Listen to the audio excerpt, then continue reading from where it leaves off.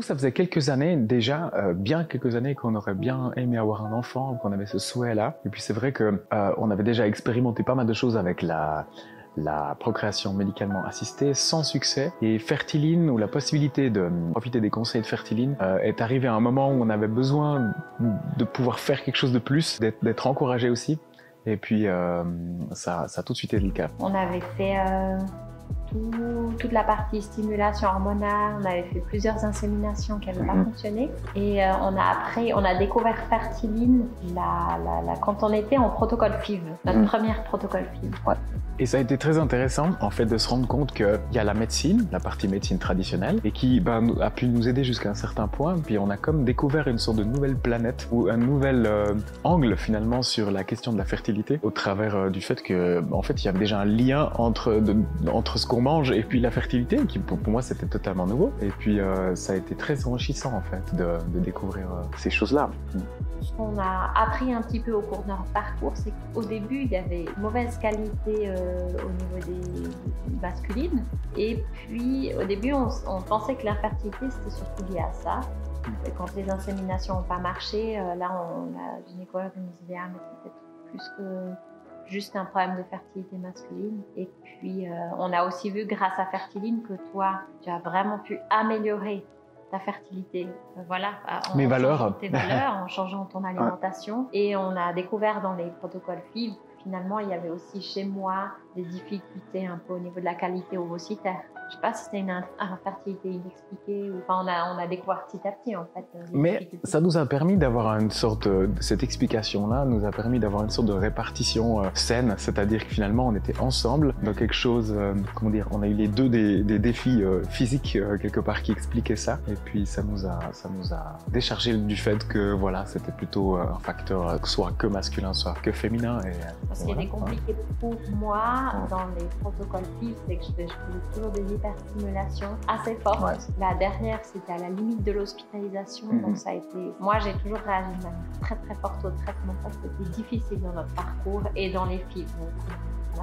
Si on réfléchit à l'impact sur notre vie de l'infertilité, finalement, c'est déjà de se dire est-ce que le rêve qu'on a eu depuis très très longtemps d'être parent, est-ce qu'il va avoir lieu? Donc c'était un grand point d'interrogation déjà en premier lieu, se dire mais est-ce qu'un jour on va pouvoir avoir ce bonheur d'être parent, d'avoir des enfants biologiques? On a fini par réfléchir à toutes les possibilités qu'on avait finalement, par exemple d'avoir des enfants aussi non biologiques, parce qu'on s'est dit mais c'est pas possible que ce rêve qui est implanté dans nos cœurs depuis très très très longtemps n'ait pas lieu. C'est vrai qu'en niveau social, on s'est aussi rendu compte que finalement la plupart de nos amis avaient des enfants, parlaient énormément de leurs enfants, et puis que quelque part, progressivement en fait, on a eu cette sensation un peu de se sentir moins rejoint, je dirais, dans notre réalité, puis avec cette ambivalence quelque part en même temps se réjouir de ce que nos amis vivent au travers de petits-enfants, et en même temps cette difficulté quelque part à les rejoindre parce qu'à un moment donné on n'était pas dans la même réalité. Eux ils avaient de la peine à comprendre notre réalité parce qu'eux ils avaient une vie de famille et puis le stress de la vie de famille et tout ça, et nous on était là avec notre souffrance, seuls, avec nos protocoles PMA, enfin on était dans deux mondes complètement différents. On a réussi heureusement parce qu'on a eu des amis qui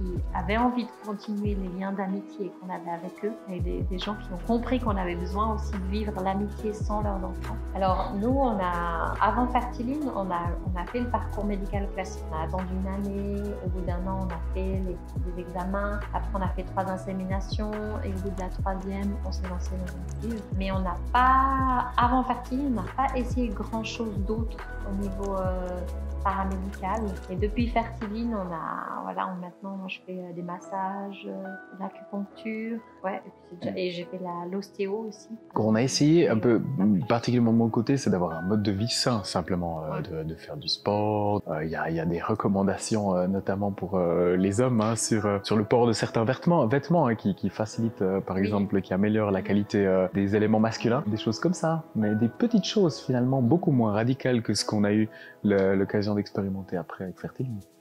Ouais. Moi, j'ai été assez impressionné par le site web Fertiline, qui m'a donné assez vite une impression de confiance. Et ensuite, par une prise en charge aussi, par les premières discussions qu'on a eues avec Virginie et Adva, où j'ai tout de suite senti qu'on avait affaire à des spécialistes, en fait, des gens qui connaissent la nutrition en général, mais qui ont d'une part une sensibilité, un vécu aussi de l'intérieur de l'infertilité, et aussi des compétences qui, moi, m'ont très rapidement convaincu, des compétences nutritionnelles. Ouais.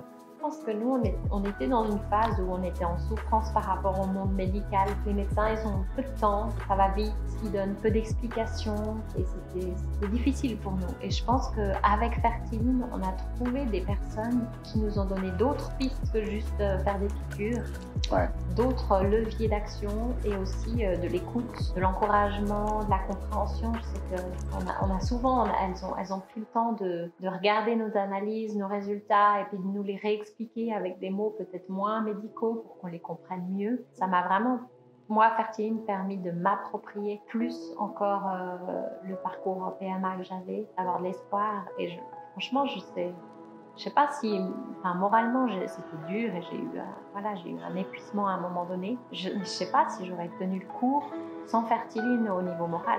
Virginie et Adva, elles nous ont soutenus, elles nous ont motivés, elles nous ont redonné espoir les fois où on n'en pouvait plus. Donc, je ne sais pas si j'aurais réussi à tenir autant sans Fertiline. On a dû apprendre à faire confiance, en fait, à des personnes qu'on ne connaissait pas. Et moi, je me demandais un petit peu, puis quelles étaient leurs motivations vraiment à faire ça. Est-ce que c'était juste une entreprise en plus qui demandait beaucoup d'argent, mais finalement un peu une arnaque comme ça. Et moi, j'avais un petit peu peur de ce côté un peu marketing. On nous vend une alimentation avec un résultat immédiat. Puis, en fait, non. Derrière, c'est des personnes qui veulent du bien et qui donnent de leur temps, et du temps, de l'énergie. Elles mettent toutes leurs compétences à disposition. De manière hyper généreuse. Moi, j'avais un petit peu, quand on a commencé le programme, ou juste avant de commencer, je me suis dit, waouh, ça va demander des gros efforts d'adapter notre alimentation à ce point-là. Par exemple, manger sans gluten. L'idée est de faire ça, parce qu'on avait l'habitude depuis toujours de manger du gluten, et on s'est rendu assez vite compte que rien que ce point-là, ça allait nous demander de réfléchir vraiment, par exemple, à ce qu'on mange à l'extérieur, à tout ce qu'on mange chez nous. J'ai un petit peu craint que ce soit un peu compliqué à mettre en place et à tenir dans le temps. Et c'est vrai que ça n'a pas été tout simple non plus. Mais progressivement, on s'est habitué à ça, et puis on a trouvé des solutions. Et puis les gens nous ont posé la question, mais comment vous faites pour manger sans gluten? Puis on a eu beaucoup besoin d'expliquer à nos amis quand on est allé chez eux aussi, qu'est-ce qu'on pouvait manger, qu'est-ce qu'on pouvait pas manger, ou qu'est-ce qu'on souhaitait plutôt, parce que c'est un souhait. Quand on a reçu le programme, je sais pas, 40 pages, wow, et puis tout ça, et des tonnes d'informations. Et je me souviens bien, on est parti en vacances, on a imprimé le truc, on est parti en vacances une semaine, et moi j'ai passé, je pense, une fois par jour, j'ai bossé mon programme. Je me suis prise des notes et on s'est dit après les vacances on met en place le programme, mais on a eu une grosse semaine, et puis même après, les semaines après, on devait tout le temps se référer à notre feuille, relire les trucs. Ça a été pas facile au début, ça a été un apprentissage, je dirais peut-être 2-3 semaines assez intenses où on réfléchit, où on est un peu stressé quand on sort avec des amis pour manger, on a peur de faire faux. On a commencé au restaurant à se dire punaise, ça marche, mais ça marche pas, ça marche pas, ça marche pas, ça marche pas. Et puis on s'est dit, mais qu'est-ce qu'on peut manger dans ce restaurant concrètement? Et il y a certains restaurants où, ma foi, on est reparti. Oui, mais ça, on n'osait pas. Maintenant, on ose leur dire, écoutez, faites-nous ça, on en lance ces aliments-là. Je pense que maintenant, quand on va au restaurant, déjà, on sait lire une carte, on sait ce qu'on peut, on sait ce qu'on peut pas, et puis dans ce qu'on peut, on arrive vite à dire, non, mais faites-moi ça sans les croutons. Mais ça, c'était au début, je pense. Ça t'a pris plusieurs mois pour comprendre le programme Fertiline. J'ai vraiment eu de la peine. Moi, je l'ai plus vite intégré. Mais toi, ça a été complexe quand même. Qu'est-ce qu'on peut manger à quel moment de la journée, en quelle quantité aussi, la préparation du petit déjeuner, des premiers petits déjeuners. Je me suis dit, de comprendre qu'est-ce qu'on pouvait pas, d'acheter aussi les bonnes huiles, tout ça. Très clairement. Ouais. Oui, parce que voilà, ça rejoint un petit peu cette impression qu'on a parfois eu d'autres entreprises qui proposent plein de choses sur Internet et puis il y a des tonnes d'informations et tout est rose et tout est beau, mais tout n'est pas forcément concret. Et c'est vrai que ça nous a permis de voir que derrière, comme elle disait tout à l'heure, il y avait 2 personnes réelles, basées dans un endroit physique, on savait où c'était, on a même pu aller voir leur bureau, visiter leur bureau et puis d'avoir une qualité relationnelle avec elles qui nous ont permis de faire le lien après avec les programmes, tout ce qui était généré par ces algorithmes aussi sur le site internet, quoi.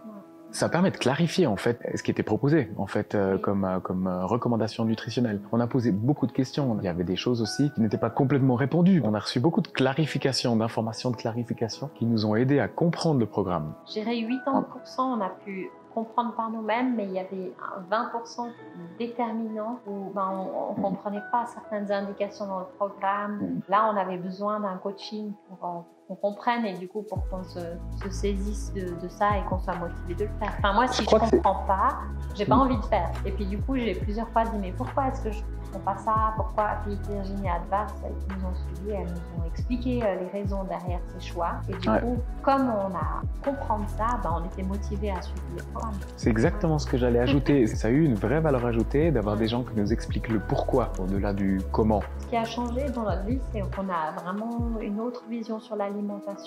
Et on a une alimentation santé et fertilité. Et ça, moi, je suis contente d'investir, d'avoir autant de connaissances dans ce domaine-là pour vraiment avoir une bonne santé. Depuis qu'on suit les programmes, moi, je suis en meilleure santé, j'ai une meilleure digestion, j'ai plus d'énergie. Je vois vraiment les bénéfices de ça. Toute la réflexion autour des perturbateurs endocriniens, on est devenu plus conscient, presque un peu au niveau écologique pour la planète, de faire attention à la consommation des choses qu'on mange, des choses qu'on achète, de ce qu'on se met, des cosmétiques qu'on utilise pour nous-mêmes ou des choses lavage autour de la maison. Enfin, je pense qu'on a amélioré notre qualité de vie. Et puis, comme on en parle autour de nous, il y en a parfois mes copines me disent t'es un peu ma référence. Du coup, ça n'a pas juste un impact pour nous, mais ça a un impact aussi pour des amis qui, du coup, ont été sensibilisés grâce à notre parcours à ça. Virginie en a parlé aussi beaucoup, ça nous a donné une autre perspective sur comment créer un environnement, on va dire, nutritionnel et géographique sain pour le futur enfant. Aussi, ça a changé le regard quelque part, enfin cette partie-là de la perspective de parentalité, en se disant voilà, qu'est-ce qu'on pourrait proposer par exemple au niveau nutritionnel sur des années et des années après à nos potentiels futurs enfants.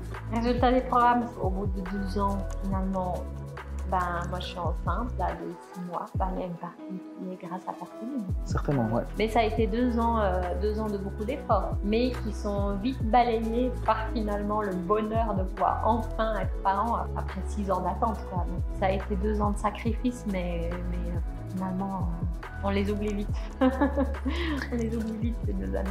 J'ai l'impression que Fertiline a aidé à ce que physiquement, en fait, on a créé des conditions qui étaient bien meilleures que ce qu'on a eu au départ et qui a favorisé le fait que la médecine a pu fonctionner, vu qu'auparavant, ça n'a pas marché. Physiquement et moralement. Moralement, je pense qu'elles nous ont aidés à ce qu'on soit plus fort, plus détendu. Ouais. Un côté très positif aussi que j'aime beaucoup chez Fertiline. Et je pense qu'on a une autre manière d'entrer dans la PMA grâce au coaching aussi qu'on a eu.